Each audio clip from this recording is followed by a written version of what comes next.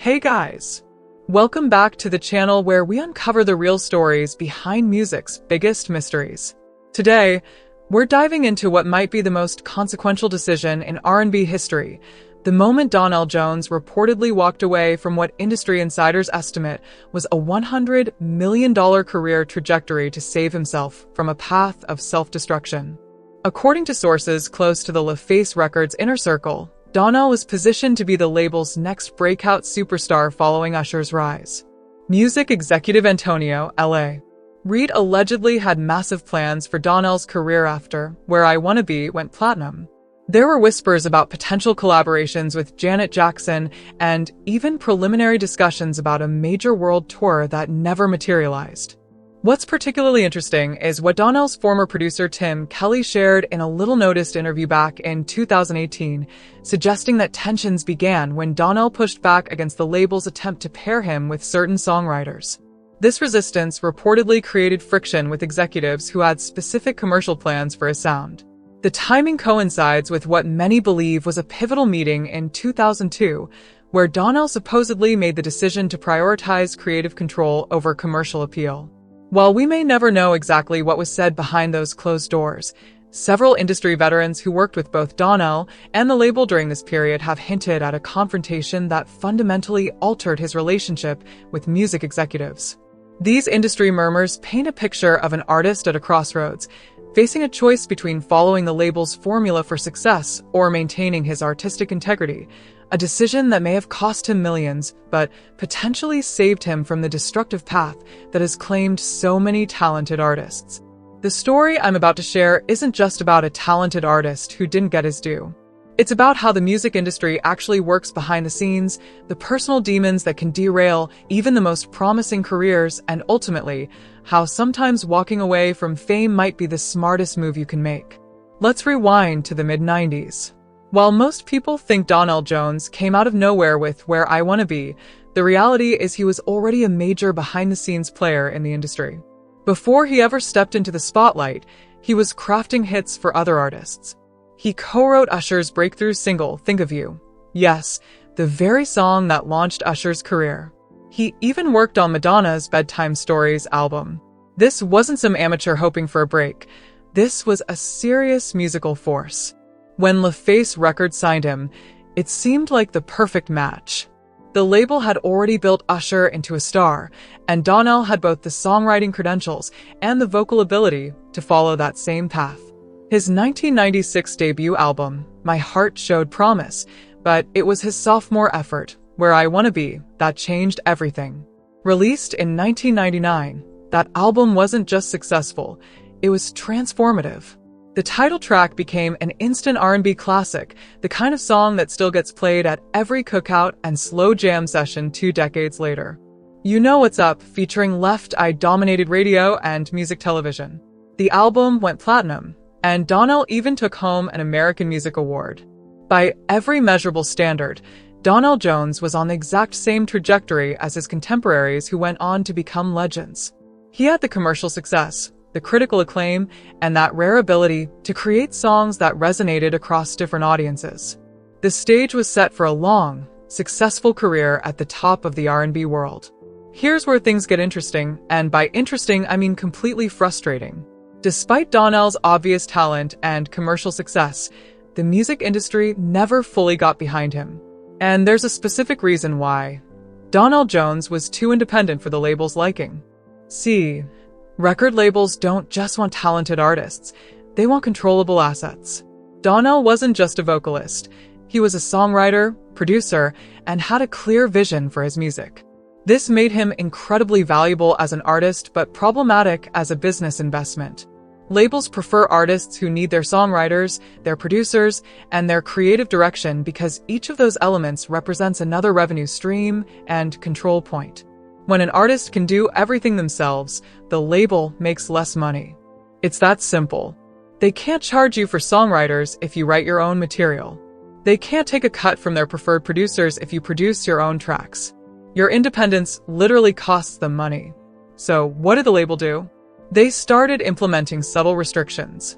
For his third album, Life Goes On, they forced outside producers on him, people Donell didn't even want to work with. They limited his creative control, reduced his marketing budget, and essentially set him up to underperform. When that album didn't meet expectations that were impossible to meet with reduced support, the label used it as justification to further decrease their investment in him. No major promotional campaigns, minimal radio push, and a fraction of the marketing budget his contemporaries received. This wasn't just bad luck or changing tastes. It was a calculated business decision to prioritize more profitable, less independent artists. While the industry was playing chess with Donell's career, he was fighting a much more personal battle behind the scenes. Success came with access to money, parties, and unfortunately, alcohol. What started as social drinking quickly evolved into something much more serious. By his own admission, Donell was drinking daily during the height of his fame. Studio sessions blurred into parties blurred into more studio sessions, and somewhere in that cycle, alcohol became a constant companion. This wasn't just occasional overindulgence. It was a full-blown addiction that was affecting every aspect of his life. His relationship with Kushina Hunter, the mother of his children, began deteriorating under the weight of his drinking. His professional relationships suffered as his conduct became increasingly unpredictable. Even his music, the one thing that had always come naturally to him, was impacted by his growing dependency. The situation reached a breaking point one night when Donell was riding in a limo with friends. According to reports, there was an altercation with the driver that resulted in Donell being arrested for harassment and possession of a weapon. While this incident didn't make major headlines, it was a warning sign of how his life was spiraling out of control. But the real wake-up call came later, and it involved his children. Donell drove his kids to a birthday party while intoxicated. He was pulled over, arrested for driving under the influence, and suddenly faced with the most sobering reality. His addiction wasn't just hurting his career, it was endangering his children. For a man who prided himself on being a good father, this was the moment everything changed. That DUI arrest wasn't just another celebrity mugshot. It was the moment Donell Jones had to make a life-altering decision. Imagine being at that crossroads. On one path, continue down this self-destructive spiral and potentially lose everything that truly matters. On the other, admit you have a problem and completely rebuild your life from the ground up. Donell chose the harder path. He checked himself into rehab, stepping away from the music industry completely to focus on his recovery. This wasn't a quick public relations stint. This was a man genuinely fighting for his life and his family. While other artists might have tried to maintain their career momentum while dealing with addiction privately, Donell recognized that half measures wouldn't work for him. What's particularly remarkable about this period is how completely he disappeared from public view.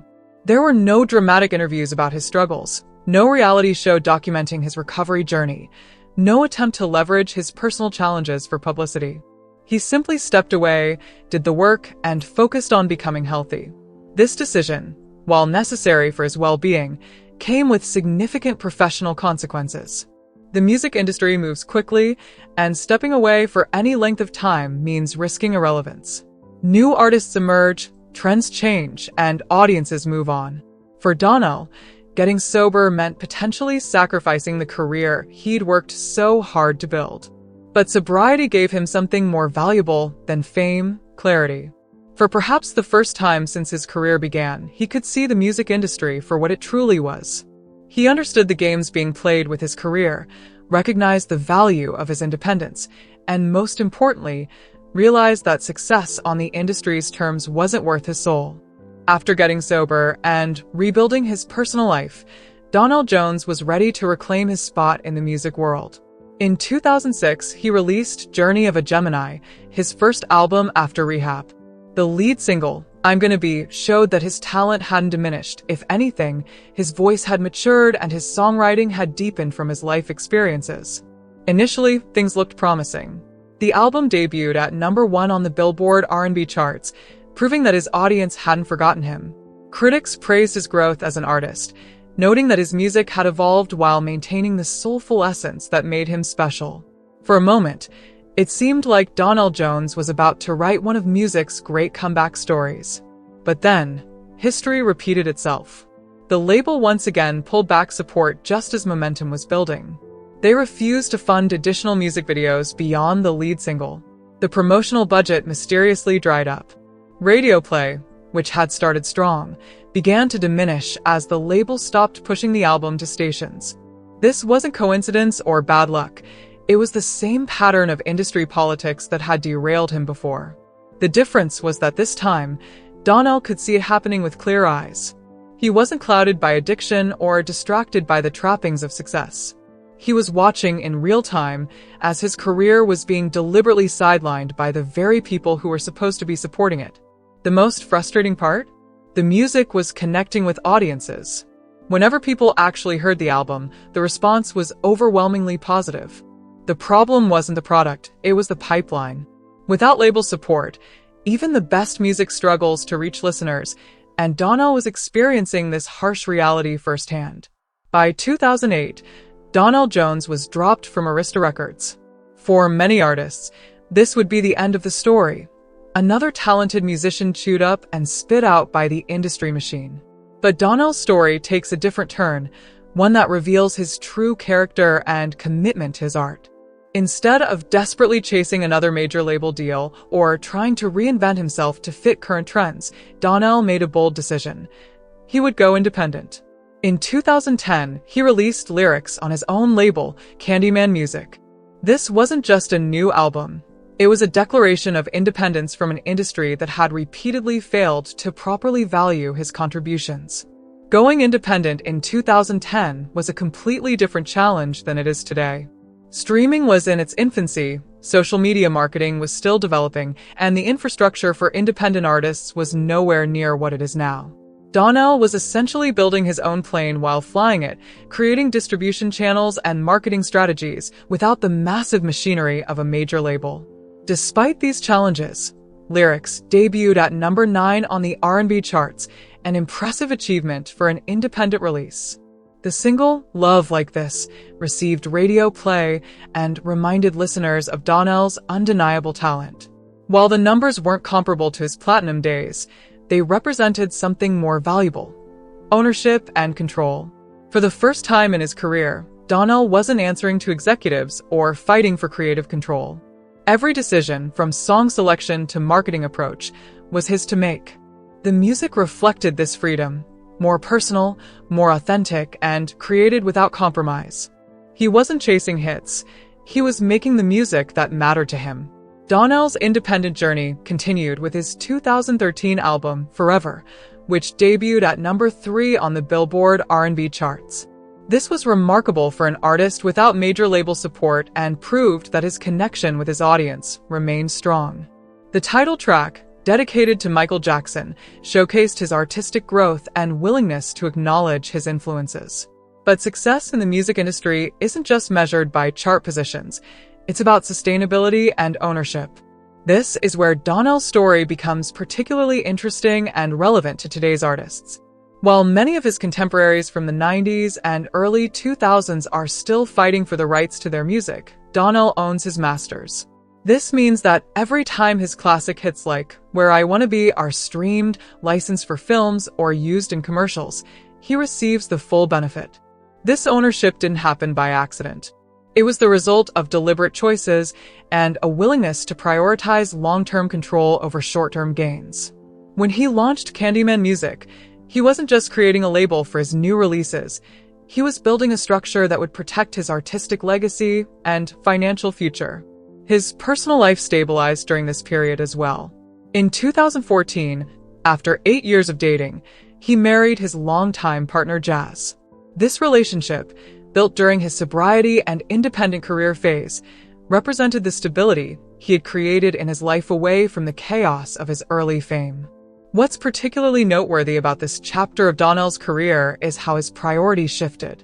Success was no longer defined by magazine covers, award shows, or radio spins. Instead, it was measured by creative freedom, financial ownership, and personal happiness. By these metrics, Donell was achieving more than many artists with higher profiles and bigger marketing budgets. To truly appreciate Donell Jones' journey, we need to compare his path with other R&B artists from his era. This contrast reveals just how unique and ultimately wise his decisions were. even if they came at the cost of mainstream visibility. Consider artists like Cisco, Genuine, or Tyrese, all talented performers who experienced similar levels of success around the same time as Donell. Many of these artists are now caught in a cycle of nostalgia tours, reality television appearances, and social media controversies just to maintain relevance. Their artistic output often takes a backseat to their celebrity personas, and financial struggles are unfortunately common despite their past successes. Then there are the tragic cases, artists whose personal demons consume them entirely. We've lost too many talented musicians to addiction, mental health struggles, and the pressures of fame. Donell could easily have become another cautionary tale had he not made the difficult decision to prioritize his health and sobriety over his career momentum. Even more successful artists from that era often find themselves in complicated legal battles over their music. The stories of artists fighting to regain control of their catalogs are so common they've become almost expected. These artists may have bigger names and more hits, but they're essentially renting their own legacies from labels that own their most successful work. Donell, by contrast, operates with complete autonomy. He releases music when he wants to, collaborates with artists he respects, and maintains complete creative control over his output. While his name might not be as immediately recognizable to casual music fans as some of his peers, his business position is significantly stronger. This isn't to suggest that Donell's path has been easy or perfect. Independent artists face enormous challenges in terms of visibility, distribution, and financial resources. But there's a dignity and sustainability to his approach that deserves recognition, especially in an industry that often prioritizes flash over substance. 25 years after his breakthrough, we need to ask an important question. What is Donell Jones' true legacy in music? Is he an underappreciated genius who never got his due, or a cautionary tale about the pitfalls of the industry? The answer, like Donell himself, is more nuanced than either extreme. Musically, his influence is undeniable. Listen to any R&B radio station's throwback hour and you'll inevitably hear Where I Wanna Be or You Know What's Up. These songs haven't just survived. They've become standards, the kind of tracks that multiple generations recognize and appreciate. His songwriting approach, blending vulnerable lyrics with sophisticated melodies, has influenced countless artists who followed him. Beyond his hits, Donell pioneered a particular sound in R&B, one that balanced traditional soul sensibilities with contemporary production.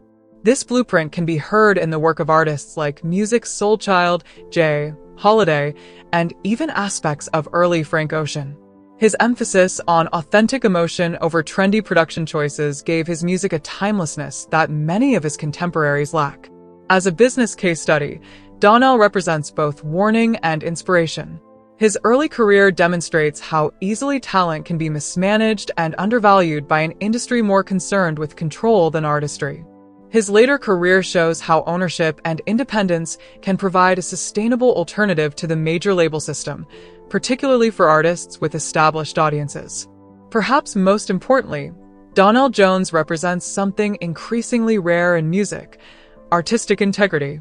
At multiple points in his career, he could have compromised his vision, chased trends, or leveraged his personal struggles for publicity. Instead, he consistently chose authenticity, even when it came at a professional cost. This commitment to artistic truth might explain why his music continues to resonate, while some of his more commercially successful contemporaries have faded into dated obscurity. There's an honesty in Donell's work that transcends era-specific production or fashion, connecting directly with listeners on an emotional level that doesn't diminish with time. So was Donell Jones a victim of the industry, or did he sabotage himself? The truth, as it often does, lies somewhere in the middle. Yes, the industry failed to properly value and promote his talent. And yes, his personal struggles created obstacles that interrupted his career momentum. But focusing solely on either narrative misses the more important story. What makes Donell Jones' journey so compelling isn't just what happened during his commercial peak or what caused his mainstream visibility to diminish. It's what came after: the rebuilding, the reclaiming of control, and ultimately, the creation of a sustainable career on his own terms. In many ways, Donell was ahead of his time. Today's music landscape increasingly favors independent artists who maintain ownership of their work. The direct-to-fan relationship that Donell has cultivated with his audience is now considered the gold standard for career longevity. What seemed like career setbacks in the early 2000s ultimately positioned him for greater autonomy in the streaming era. There's also something to be said for the quality of life that comes with Donell's path.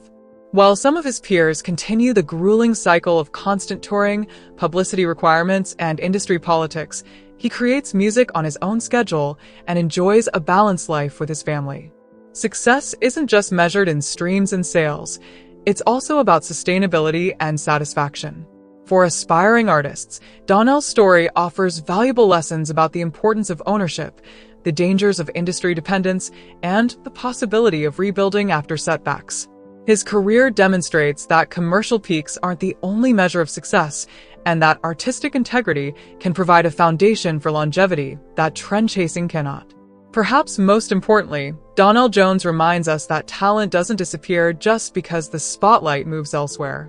His voice remains as powerful as ever, his songwriting as thoughtful, his production as sophisticated. The industry may have failed to properly nurture his career, but it couldn't diminish his gifts. In the end, asking, "What happened to Donell Jones?" might be the wrong question entirely. Nothing happened to him. He made conscious choices about his career and life priorities.